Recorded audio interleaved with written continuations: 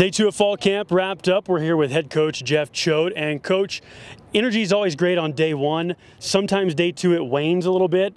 What'd you make of your team's energy on day 2? I thought it was maybe even better than day 1. I thought there was a little bit more verbal combat. I think as these guys get more comfortable with each other and they learn what buttons to push and they get after each other a little bit more. So I was very, very pleased with the energy today. Something new in camp this year is you're dividing reps over 2 different fields. What is the benefit to splitting the reps and getting more guys going? Yeah, well, I think football's not like a lot of sports. I mean, you can't go to the batting cage. You can't go in and just shoot baskets. The only way to get better at playing football is to play football.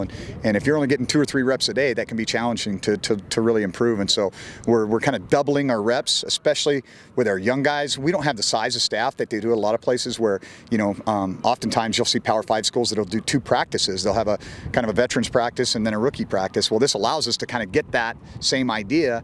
We may not get the same coaching on the field, but we have those meeting times with them that we can go through the film with them. And how does that help evaluate every man on the roster equally and fairly? Yeah, I think that's the whole point, is that we get more film, we get more opportunities to see what these guys are doing in a game type situation, and I think it's going to accelerate our ability to kind of get our pecking order in line. The first couple of days of practice, helmets only. I'll throw on the shoulder pads tomorrow, full pads after that. When you're in helmets only, what are you able to evaluate with this practice time? I think a lot of it, crazy enough, is just who can move functionally well, who stays on their feet. I mean, you don't want to see a lot of guys on the ground. That's when injuries occur. Who can practice at a high level and keep their body under control without just throwing it around, and so, because we have to be able to practice like this. I mean, we have a limited roster compared to the FBS programs, and for us to be able to go out and just bang for 4 months isn't going to happen. So we've got to be able to practice smart, and I think this is what we're doing, is laying that foundation so that as the season goes on, we can take the pads off, still get really good work, and the kids know how to do it.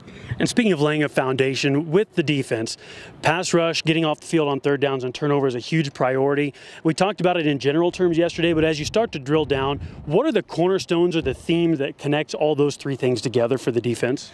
Well, there's an old adage in defensive football, pressure over coverage, meaning that if you get to the quarterback, it doesn't matter if the guy was open or not. And so I think the kind of the overriding theme for us is really personnel. I mean, do we have the right guys to be able to affect the quarterback?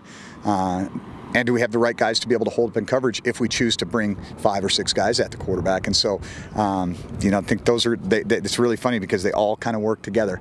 Every single one of the things that you mentioned that have been issues for us sometimes on defense, they come together. It's can we get to the quarterback and affect him, and can we cover long enough for it to matter, And then finally, wide receiver is a position you highlighted yesterday as one to watch. Kevin Cassis is the top returner. He caught 21 balls last year. The next is Lance McCutcheon with 3 receptions. But you have loads of talent there. As fall camp unfolds, what are the things that will separate the guys who emerge at the top of the depth chart from the guys who maybe don't? Well, oddly enough, one of them is who's going to stay healthy, because those guys run a lot, and so I thought Mark Estes was a guy that was really emerging in my mind as a guy. That guy's he's got a little bit different gear than you think he does. And then he tweaks a hamstring. So, hopefully that's a 1 or 2 day deal and not a 2-week deal. But that's part of camp, is the old adage, you can't make the club in the tub, so you got to be able to stay healthy and push through. But I think some of it's going to be chemistry with whoever that quarterback is too. And I see some young guys that are emerging. Kobe Daru can really run. Mekhi Metcalf is long. He made an amazing catch yesterday here in practice.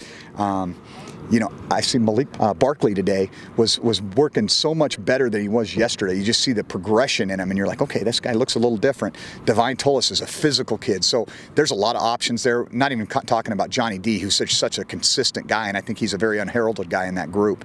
And so it's going to be interesting to see how it comes together. I'm excited about it. I think it's the most talented group that we've had overall in my 3 years here.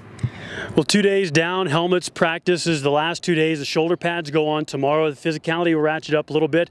We'll focus on defense tomorrow here on our camp report. We'll talk with defensive coordinator Ty Gregorak. Stay with us on MSUBobcats.com all through camp with the head coach Jeff Choate. I'm Jay Sanderson.